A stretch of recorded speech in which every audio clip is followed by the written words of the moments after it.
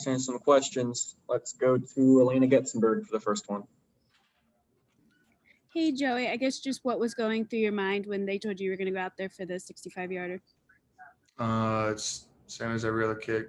Going down, just trying to settle myself, get my chest straight, and just swing through the ball. So it was, obviously the kick's further than most that people get to even attempt, but for me, the same mentality was going out there, just trying to make good contact and rely on my technique and everything, and go from there.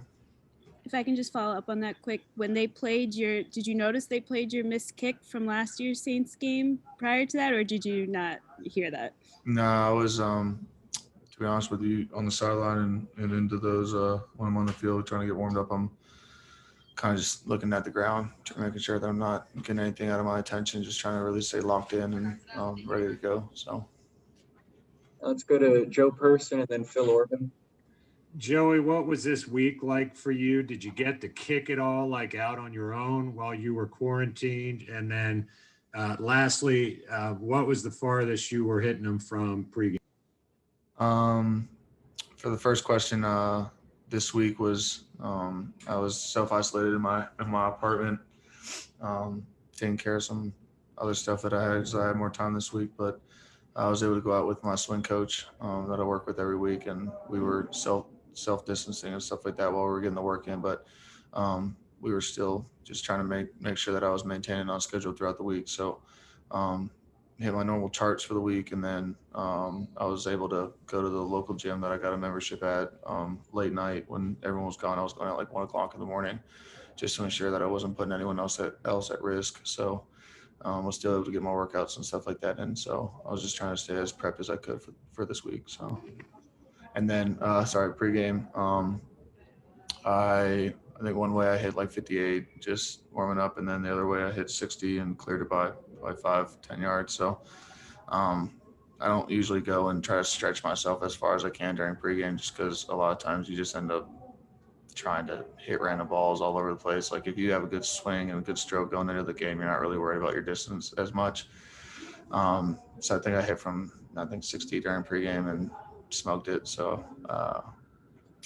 really wasn't worried about missing short from 65 and hit a pure ball and left it in short. So if I'm going to miss anywhere, might as well miss dead middle and a little bit short from that far. But still a little frustrated just in the fact that I have the leg strength to hit further than that and just came up a little bit short. So, Joey, how does the knowledge that you do have the leg strength kind of keep you calm mentally when you're facing a 65-yard kick like that?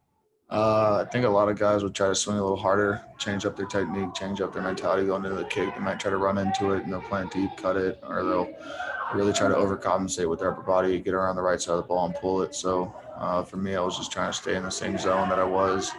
I felt really good going into the game. I was smashing my PATs, hit a pretty decent ball on that 43. So like I said, I wasn't too worried about all that going into the kick. I just wanted to make solid contact and focus on my extension downfield, and felt like I did that. And like I said, the results were pretty dang close. So let's go to Josh Klein and then Miles Simmons. Joey, field goal kickers more than anybody else, they deal with like the process, and if it's a good swing, you kind of live with the results. Is that where you're at right now? You know, you hit it good, pure. Do you feel like regret the fact? Do you think you wish you would have done anything different on the kick, or do you feel like this was my process, hit it as good as you could, and it was just an inch short? That's kind of the thought process. I stance was good, chest was good, swung through the ball, had a great extension.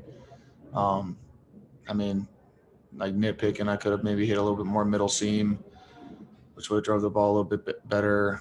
If like there's a bunch of little nuances, but the fact that the ball was dead center on the post means that timing was usually pretty good. And there's little tiny intricate nuances that we could have really went into, but from that deep and the ball that I hit, I could live with. This is probably the one miss in my entire career if I ever have any. Hopefully don't have any more, but this is one of the ones I'm okay with living with. But for me, I wanted to go out and obviously perform for the team, put us in an opportunity to win the game. This is a big divisional opponent that obviously we need to get wins against so that we can stay alive for playoff hopes. So I was really hoping to put us up even and then give us an opportunity to either win the game at the end of regulation or at least go into overtime. So frustrated about that. I feel like obviously I let the team down. They put trust in me to go out there and every single time I'm on the field, I'm expected to do my job at the highest level. So frustrated in that and just want to get back to work this week and continue to get better. So. Joey, based on all you were saying about the process and how you felt good coming off of it, when you initially struck it, did you think you hit the field goal there? Yeah, it was. I laced that ball, and it was climbing from probably close to the 20 into the 15. It was still climbing, so I was like, "Oh, this is going to be good by at least 2 or 3." Just came short. I wasn't expecting it. Yeah, I thought it was good. So. All right, guys, we only have time for 2 more, so let's go to Steve Reed and then finish with Jonathan Alexander. Hey, Joey, just a quick question. Just curious, what is your longest field goal maybe in a game, any point in your career? And what is your longest field goal in a practice? I mean, just how long have you hit it? Just curious. Last year during preseason, I hit that 59 against the Steelers. So in a game situation, probably that was obviously preseason. If we're talking about regular season game, I had the 55 against Houston last year. And then in practice, like off sticks, I've hit from 70 before. Just depending on the day, I think the longest I've actually hit was like 73 with a little bit of wind in my back. So obviously we're in a dome, so I'm not worried about wind and directional. So, but yeah, I feel like, I mean, obviously as you can see from live operation in a dome where it's relatively a vacuum, I'm good from like 64.8. So.